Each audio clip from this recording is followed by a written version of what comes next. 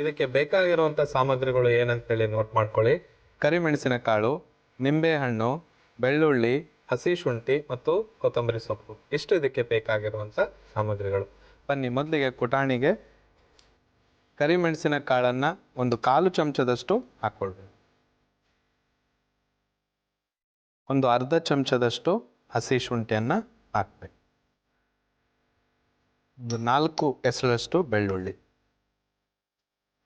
ಮತ್ತು ಕೊತ್ತಂಬರಿ ಸೊಪ್ಪು, ಅರ್ಧ ನಿಂಬೆಹಣ್ಣಿನ ಗಾತ್ರದಷ್ಟು ಕೊತ್ತಂಬರಿ ಸೊಪ್ಪನ್ನು ಹಾಕಿ ಇದನ್ನ ಜಜ್ಕೊಳ್ಬೇಕು.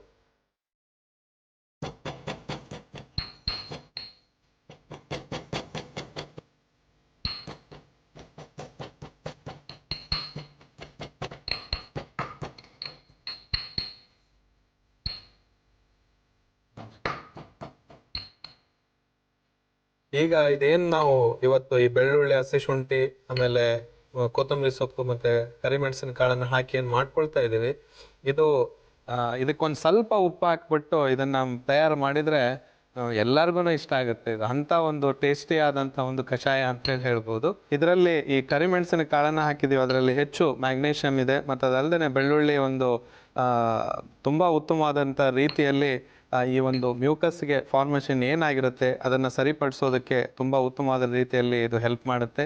ಮತ್ತು ಅದಲ್ಲದೆ ಹಸಿ ಶುಂಠಿ ಮತ್ತು ಕೊತ್ತಂಬರಿ ಸೊಪ್ಪು ರಕ್ತಕ್ಕೆ ಮತ್ತು ಈ ದುರ್ಮಾಂಸಗಳು ಏನು ಬೆಳೆಯುತ್ತೆ ಅಥವಾ ಈ ರಕ್ತಸ್ರಾವ ಏನಾಗುತ್ತೆ ಮೂಗಿನಲ್ಲಿ ಅದನ್ನು ನಿಲ್ಲಿಸೋದಕ್ಕೆ ಕೂಡ ಈ ಒಂದು ಕಷಾಯ ತುಂಬ ಉತ್ತಮವಾದಂಥದ್ದು.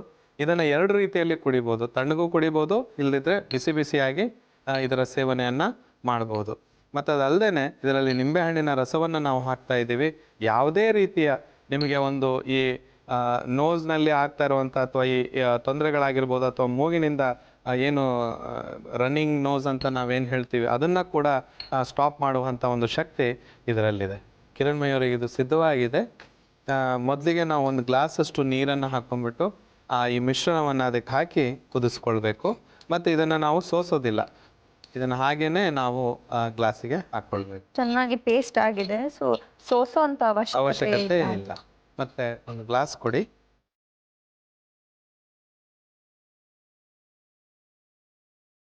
ಇದೇನು ನಾವು ಸಿದ್ಧಪಡಿಸಿಕೊಂಡಿರುವಂತಹ ಈ ಒಂದು ಮಿಶ್ರಣ ಇದೆ, ಇದಕ್ಕೆ ಹಾಕ್ಕೊಳ್ಬೇಕು.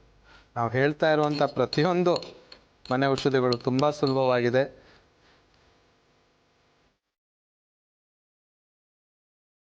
ಬೆಳ್ಳುಳ್ಳಿ ಕೂಡ ತುಂಬ ಆ್ಯಂಟಿಬಯೋಟಿಕ್, ಅದು ನಾನು ಮತ್ತೆ ನನ್ನ ಕಾರ್ಯಕ್ರಮದಲ್ಲಿ ಹೇಳಿದ್ದೇನೆ. ತುಂಬ ಉತ್ತಮವಾದಂಥ ರೀತಿಯಲ್ಲಿ ಹೆಲ್ಪ್ ಮಾಡುತ್ತೆ ದೇಹಕ್ಕೆ. ಮತ್ತು ಅದಲ್ಲದೆ ಕರಳಿನಲ್ಲಿ ಯಾವುದೇ ರೀತಿಯ ತೊಂದರೆಗಳಿದ್ರೂ ಕೂಡ ಉಪಶಮನಗೊಳಿಸುತ್ತೆ. ಮತ್ತು ರನ್ನಿಂಗ್ ನೋಸನ್ನು ಸ್ಟಾಪ್ ಮಾಡುವಂಥ ಕಾರ್ಯ ಇದು ಮತ್ತು ಈ ಕರಿಮೆಣಸಿನ ಕಾಳು ಮಾಡುತ್ತೆ ಅಂತ ಹೇಳ್ಬೋದು. ಅದಕ್ಕೇ ನೀವೆಲ್ಲ ನೋಡಿರ್ಬೋದು, ಗಂಟ್ಲು ಕೆರೆತ ಆದಾಗ, ರನ್ನಿಂಗ್ ನೋಸ್ ಇದ್ದಾಗ ಅಜ್ಜೇಂದ್ರೆಲ್ಲ ಈ ಕರಿಮೆಣಸಿನ ಕಾಳು, ಜೇನುತುಪ್ಪ ಮತ್ತು ಬೆಳ್ಳುಳ್ಳಿಯನ್ನು ಜಜ್ಜಿಬಿಟ್ಟು ಕೊಡ್ತಿದ್ರು. ಅದನ್ನೇ ನಾವು ಇಲ್ಲಿ ಮೂಲವಾಗಿ ಇಂಥ ಪದಾರ್ಥಗಳನ್ನು ಯೂಸ್ ಮಾಡಿ ಕಷಾಯವನ್ನು ಮಾಡಿದ್ದೀವಿ. ನೋಡಿ ಕಿರಣ್ಮಯಿಯವರಿಗೆ ಇದು ಬಾಯ್ಲ್ ಆಗ್ತಾ ಇದೆ. ಇದನ್ನು ನಾವು ಗ್ಲಾಸಿಗೆ ಹಾಕ್ಕೊಳ್ಳಿ.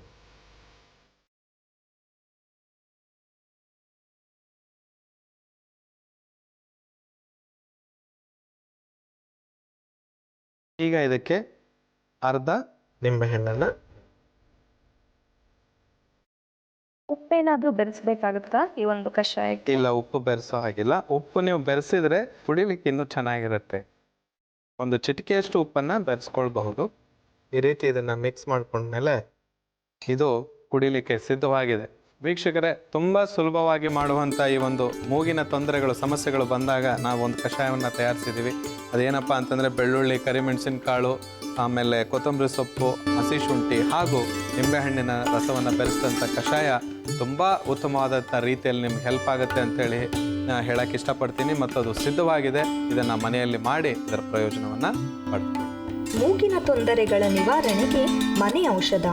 ಬೇಕಾಗಿರುವ ಸಾಮಗ್ರಿಗಳು: ಕರಿಮೆಣಸಿನ ಕಾಳು, ನಿಂಬೆಹಣ್ಣು, ಬೆಳ್ಳುಳ್ಳಿ, ಹಸಿ ಶುಂಠಿ ಮತ್ತು ಕೊತ್ತಂಬರಿ ಸೊಪ್ಪು.